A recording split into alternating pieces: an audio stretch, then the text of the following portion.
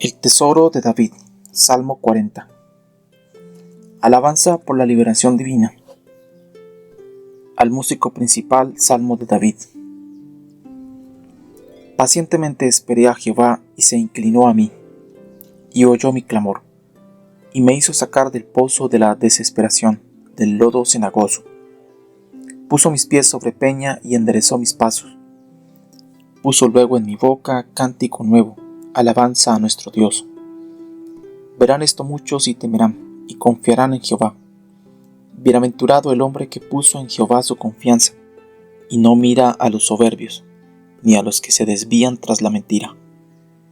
Has aumentado, oh Jehová, Dios mío, tus maravillas, y tus pensamientos para con nosotros. No es posible contarlos ante ti. Si yo anunciare y hablare de ellos, no pueden ser enumerados. Sacrificio y ofrenda no te agrada. Has abierto mis oídos. Holocausto y expiación no has demandado.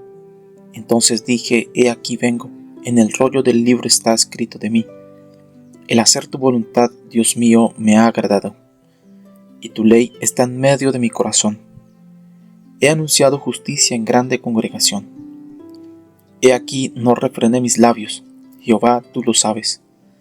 No encubrí tu justicia dentro de mi corazón. He publicado tu fidelidad y tu salvación.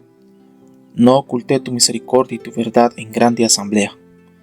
Jehová, no retengas de mí tus misericordias.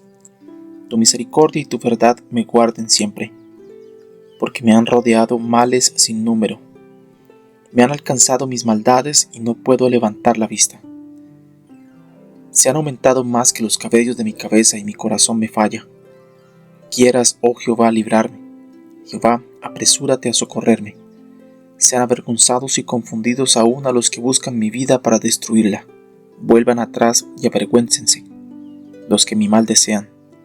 Sean asolados en pago de su afrenta los que me dicen, Ea, Ea. Gócense y alégrense en ti todos los que te buscan, y digan siempre los que aman tu salvación, Jehová sea enaltecido. Aunque afligido yo y necesitado, Jehová pensará en mí. Mi ayuda y mi libertador eres tú. Dios mío, no te tardes. Tema: Jesús está aquí evidentemente, y aunque no hay que forzar mucho el lenguaje para ver tanto a David como a su Señor, Cristo y la Iglesia, el doble comentario puede resultar algo oscuro, y por tanto hemos de dejar entrar el sol, aunque esto va a borrar las estrellas. Incluso en el caso de que el Nuevo Testamento no se expresara sobre ello, llegaríamos a la conclusión de que David habla de nuestro Señor en los versículos 6 al 9, pero el apóstol en Hebreos 10, 5 al 9, elimina las conjeturas y confina el significado a aquel que vino al mundo para hacer la voluntad del Padre. Versículo 1. Pacientemente esperé en Jehová. El esperar paciente en Dios caracterizó al Señor. La impaciencia nunca se alberga en su corazón, mucho menos se escapa de sus labios. A lo largo de toda la agonía de Jesús en el huerto, su juicio de burlas crueles entre Herodes y Pilato y su pasión sobre el madero, esperó en paciente omnipotencia. Ni una mirada de ira, ni un murmullo, ni un acto de venganza del paciente Cordero de Dios. Esperó y siguió esperando. Fue paciente, paciente hasta la perfección, excediendo a todos los demás que, según su medida, glorificaron a Dios en el fuego. Job sobre la ceniza no iguala a Cristo en la cruz. El Cristo de Dios lleva la corona imperial entre los pacientes. Charles Spurgeon. Esperé pacientemente, más bien ansiosamente. El original dice 2 veces esperé esperando, un hebraísmo que significa una solicitud vehemente. Daniel Creswell. La paciencia de nuestro Señor bajo el sufrimiento fue un elemento de perfección en su obra. Si se hubiera impacientado como hacemos a veces nosotros y se hubiera desanimado, su expiación habría sido pobre. Podemos gozarnos de que en medio de todas sus tentaciones y en lo más recio de la batalla contra el pecado y Satán, permaneció paciente, y dispuesto a terminar la obra que su padre le había encomendado. James Framen. Versículo 2. El pozo de la desesperación. Algunos pozos a los que se refiere la Biblia eran mazmorras, como uno que vi en Atenas y otro en Roma. En ellos no había aberturas, excepto el agujero en la parte de arriba, que servía como puerta y como ventana. El fondo de estos pozos por necesidad era sucio y repugnante, y a veces lleno de lodo. John Gatsby. Del lodo cenagoso. Si el hombre tiene un apoyo firme donde poner el pie, su carga queda aliviada, pero si está cargado y ha de andar por fango resbaladizo, su prueba es doblemente difícil. Versículo 3. Puso luego en mi boca cántico nuevo, un himno de alabanza a nuestro Dios. En la Pascua, antes de su pasión, nuestro Señor cantó uno de los grandes salmos antiguos de la alabanza. Pero, ¿cuál es la música de su corazón ahora en medio de sus redimidos? ¿Qué cántico es este en que su corazón alegre para siempre dirige el coro de los elegidos? Ni el tambor de Miriam, ni el himno alborozado de Moisés pueden por un momento rivalizar con este cántico nuevo y triunfante. La justicia engrandecida y la gracia victoriosa, el infierno sometido y el cielo glorificado, la muerte destruida y la inmortalidad establecida, el pecado derrocado y la justicia resplandeciente. ¿Qué tema para un himno en aquel día en que nuestro Señor beba el vino nuevo con nosotros, todos en el reino de nuestro Padre Celestial? Charles Spurgeon. Muchos verán y temerán y confiarán en Jehová. Pero en tanto que el pecador solo ve y teme, solo está en el estado inicial de la conversión, en un estado de preparación para huir de la ciudad de destrucción. Puede haber dado el primer paso en su peregrinaje, pero no ha llegado a su Padre todavía para recibir el beso de bienvenida y de perdón. No ha dado todavía el paso definitivo. Ha visto realmente, ha temido también, pero todavía necesita confiar en el Señor y ahuyentar todos sus temores. Este es el paso culminante del gran cambio, y a menos que se dé, las otras experiencias van a borrarse y perecer como una flor prematura, o serán combustible para el fuego que no se apaga. James Framen. Versículo 4. Bienaventurado el hombre que puso en Jehová su confianza. La fe obtiene las promesas. Una confianza simple, sencilla, en Dios es la marca segura de la bienaventuranza. Un hombre puede ser tan pobre como Lázaro, tan aborrecido como Mardoqueo, estar tan enfermo como Ezequías, o tan solo como Elías, pero en tanto que su mano de la fe está agarrada en Dios, ninguna de sus aflicciones externas puede impedirle ser nombrado entre los bienaventurados. Y no mira a los rebeldes ni a los que se desvían tras la mentira. Nunca hemos de prestar atención a los apóstatas, a los falsos maestros. Son levadura dañina, y cuanto más alejados de ellos estemos, mejor. Bienaventurados son aquellos a quienes Dios preserva del error en las creencias y la práctica. Verdaderamente, si el enemigo del infierno se paseara en carruaje y criados con librea, y viviera como un señor, tendría a millares que cortejarían su amistad. Versículo 6. Aquí entramos en uno de los pasajes más maravillosos de todo el Antiguo Testamento. Un pasaje en que el Hijo de Dios encarnado se ve no a través de un cristal oscuro, sino cara a cara. Sacrificios y ofrendas no te agradaron. Considerados en sí mismos y por amor a ellos, el Señor no veía nada satisfactorio en las varias ofrendas de la ley ceremonial, ni la víctima derramando su sangre, ni la harina desprendiendo humo en el altar podían dar contento a la mente de Jehová. No tenía interés en la carne de los toros o de los machos cabríos, ni se agradaba del trigo, el vino o el aceite. Estas ofrendas tenían su valor como tipo, pero cuando Jesús, en antitipo, vino al mundo, dejaron de tener valor, del mismo modo que las velas son retiradas cuando sale el sol. Charles Spurgeon. Has horadado mis orejas, expresión cuyo significado es simbólico.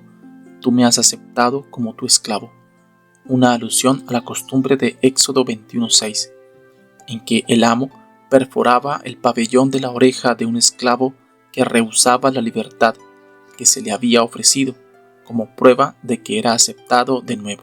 Daniel Creswell. No deseabas holocausto ni expiación. Sabemos por este versículo que Jehová da más valor a la obediencia del corazón que a todas las ceremonias imponentes del culto ritualístico, y que nuestra expiación del pecado viene no por el resultado de un ceremonial complicado, sino por el efecto de la obediencia de nuestro sustituto a la voluntad de Jehová. Aquí hay algo digno de que fijéis en ello la mirada. Sentaos y observad con cuidado, porque el Dios invisible viene en la semejanza de carne pecaminosa, y como un niño, el que es infinito, pende del pecho de una virgen. Emmanuel no fue enviado, sino que vino en su propia personalidad, todo lo que constituía su yo esencial. Vino desde los palacios de marfil a los recintos de la miseria. Vino en el momento destinado. Vino con alegría santa, como uno que se ofrece libremente. Charles Spurgeon. Como su nombre está por encima de todo otro nombre, así también su venida está por encima de cualquier otra venida.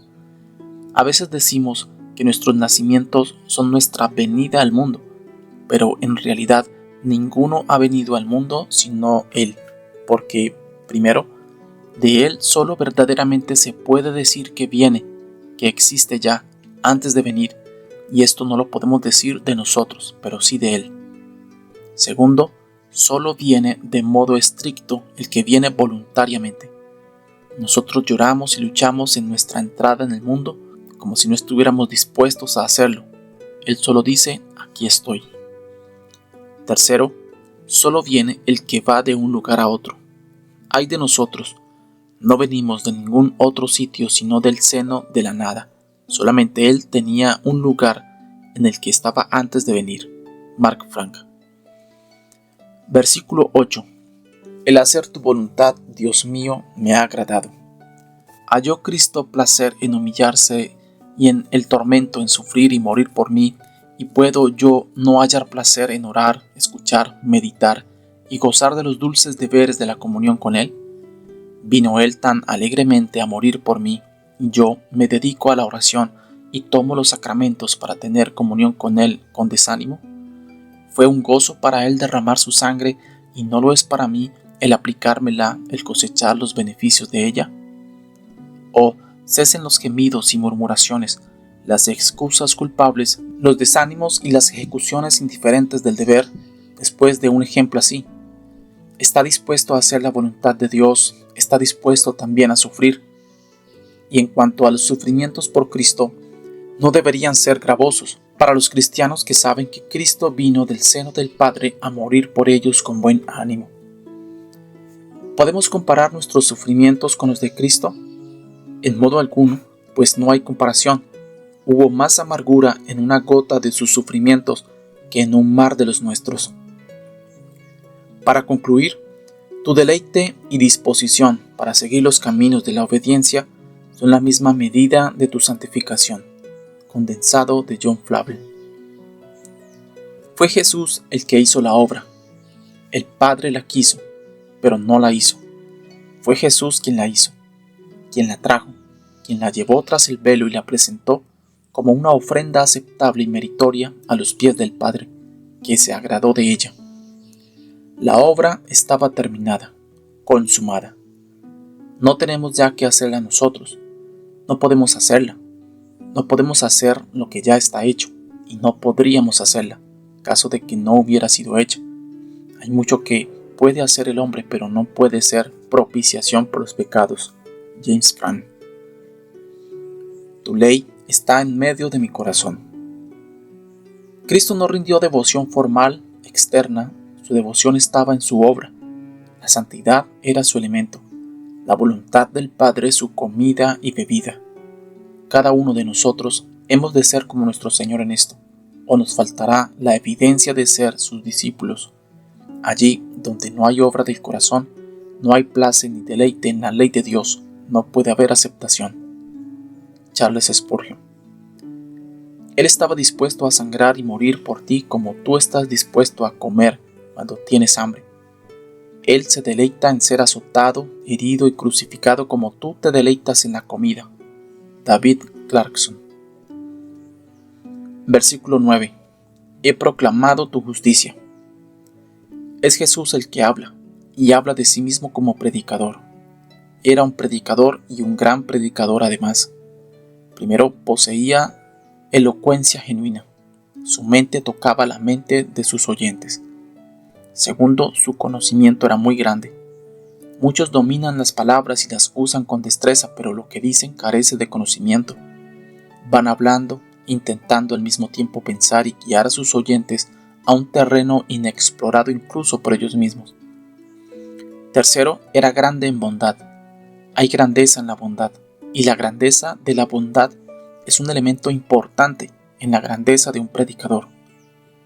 Cuarto, otro elemento de la grandeza de Jesús como predicador consistía en la grandeza de su dignidad esencial. Era Dios y hombre a la vez. Esto era Cristo como predicador. Es verdad que era más que un predicador, era también un modelo, un sacerdote y un propiciador. Y como modelo, sacerdote y propiciador no tiene igual. Nunca ha habido un predicador como él. Condensado de James Franck. He aquí, no refrené mis labios, Jehová, tú lo sabes. Ni por amor a la conveniencia ni al temor de los hombres se quedaron cerrados los labios del gran maestro. Sus palabras no variaban según la sazón. El pobre le escuchaba y los príncipes escuchaban sus reprensiones. Los publicanos se gozaban en él. Los fariseos se sentían irritados, pero a todos proclamaba él la verdad del cielo. Charles Spurgeon. Versículo 9 y 10. He proclamado, no refrené, no he ocultado, he publicado.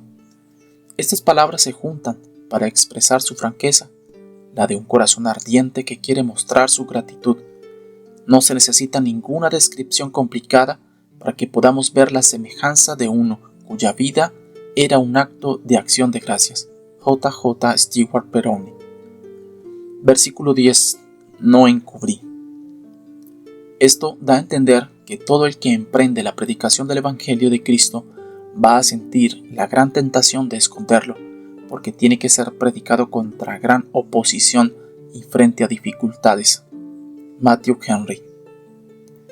No oculté tu misericordia y tu verdad a la gran asamblea.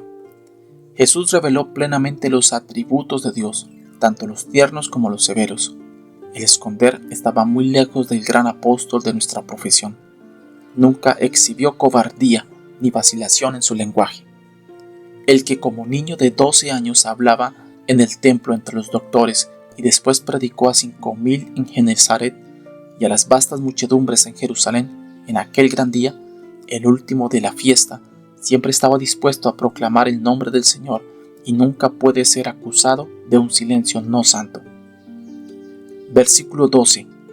Me han rodeado males sin número. Me han alcanzado mis maldades y no puedo levantar la vista. Él no tenía pecado, pero los pecados fueron puestos sobre él y él los tomó como si fueran suyos. Fue hecho pecado por nosotros. Oh alma mía, ¿qué consecuencias te habrían acarreado tus pecados eternamente si el amigo de pecadores no hubiera condescendido en tomarlos sobre sí? Son más que los cabellos de mi cabeza, pecados contra el Dios Santo, pecados contra sus leyes justas, pecados contra su amor, su sangre, pecados contra su nombre y su causa, pecados inmensos como el mar. Escóndeme, oh Getsemaní. Charles Spurgeon. El apóstol decuplica cada pecado. Santiago 2:10. Lo que nos parece uno a nosotros, según el sentido de la ley y la cuenta de Dios, es multiplicado por 10. El pecar directamente contra uno quebranta cada mandamiento, y por ello peca 10 veces en una. Además, hay un enjambre de circunstancias pecaminosas y agravantes que rodean cada acto en tal número, que son como átomos que rodean nuestro cuerpo en una habitación polvorienta. Te sería más fácil contarlos que contar los pecados. Y aunque algunos cuentan estos solo como fracciones, pecados incompletos, a pesar de ello es más difícil aún sacar el número de la cuenta. Y lo que es más asombroso, piensa en los deberes religiosos mejores que hayas ejecutado, e incluso aquí podrás hallar un enjambre de pecados sin número. En la mejor oración que puedas presentar a Dios hay irreverencia, tibieza, incredulidad, orgullo espiritual, autoestimación, hipocresía, distracciones, etc. Y muchos otros que un alma iluminada lamenta, y con todo hay mucho más que los ojos puros de Dios disciernen, pero que el hombre no nota. David Clarkson. Versículo 13. Los versículos que quedan de este salmo son casi exactamente iguales al Salmo 70. Versículo 14. Sean avergonzados y confundidos aún a los que buscan mi vida para destruirla. Ha de redundar en la confusión infinita de Satanás que sus intentos de destruir al Salvador le destruyeron a él. El cónclave diabólico que tramó en el consejo ahora ha sido todo él avergonzado, porque el Señor Jesús ha replicado a todos sus puntos y ha convertido su sabiduría en necedad. Versículo 15. Quedan consternados en pago de su afrenta los que me dicen, ja, ja. Escarnecen hoy los malos el nombre del Redentor. Su devastación devengará a él de todos sus adversarios. Jesús es el manso cordero para todos los que buscan misericordia por medio de su sangre. Pero los que le desprecian, que tengan cuidado porque él es león de la tribu de Judá. ¿Y quién lo despertará? Oh lector infiel, si hay alguno que mire y lea esta página, vigila si persigue a Cristo y a su pueblo, porque Dios sin duda vengará a sus elegidos. Tus ja te van a costar muy caro. Dura cosa es dar coces contra el aguijón. Versículo 16. Gócense y alégrense en ti todos los que te buscan. Él gimió para que nosotros podamos cantar, y quedó cubierto de sudor y sangre para que nosotros podamos ser ungidos con el aceite de la alegría. Charles Spurgeon. Versículo 17. Aunque yo estoy afligido y necesitado, Jehová pensará en mí. El que encausa a su voluntad los corazones de los reyes como las aguas de los ríos, hace también que a su palabra todos los arroyuelos del mundo bañen y fertilicen cualquier tierra, por sedienta y asolada que pueda ser. Samuel Lee. Hay tres cosas en el hecho de que Dios piense en nosotros que nos proporcionan solaz y deleite. Observa primero la frecuencia de sus pensamientos. Verdaderamente son incesantes. Si tienes un amigo a quien aprecias y amas y quieres vivir en su mente, cuando parte le dices que te escriba, piensa en mí, le das quizá un recordatorio para avivar su memoria. Pero el amigo más íntimo del mundo no puede estar pensando siempre en ti. La mitad del tiempo está durmiendo y durante la otra mitad está muy ocupado. En cambio, no hay cese en los pensamientos del Señor. Observa luego la sabiduría de sus pensamientos. Tienes un hijo ausente y le sigues en tu mente, pero no conoces sus circunstancias presentes. Le dejaste en un lugar determinado, pero ¿dónde está ahora? Le dejaste en una condición dada, pero ¿cómo está ahora? Tal vez mientras estás pensando en su salud, está gimiendo con un brazo magullado o una enfermedad seria. Quizás mientras estás pensando en su seguridad, algún enemigo saca ventaja de su inocencia. Quizás mientras te regocijas en su prudencia, está dando un mal paso que afectará a toda su vida. Pero cuando Dios piensa en ti, Él sabe perfectamente cuál es tu situación, tus peligros, tus necesidades. Asimismo, observa la eficiencia de sus pensamientos. El que piensa en ti es un Dios a mano, no distante. Él tiene todos los sucesos bajo su control. Es el Dios de toda gracia. William J. En las memorias del editor Dr. Malan, uno de sus hijos escribe así de su hermano Jocelyn, que estuvo sometido durante años con anterioridad a su muerte a dolores intensos corporales. Un rasgo sobresaliente de su carácter era el santo temor de Dios y la reverencia ante su voluntad. Un día estaba yo repitiendo un versículo de los Salmos. En cuanto a mí, soy una pobre alma necesitada, pero el Señor cuidará de mí. Tú eres mi ayudador y mi libertador. Oh Señor, no tardes. Él dijo: mamá, me gusta este versículo, excepto el final. Parece como si murmuraras contra Dios. Él nunca tarda, en mi caso. De la vida, labores y escritos de César Malan por uno de sus hijos.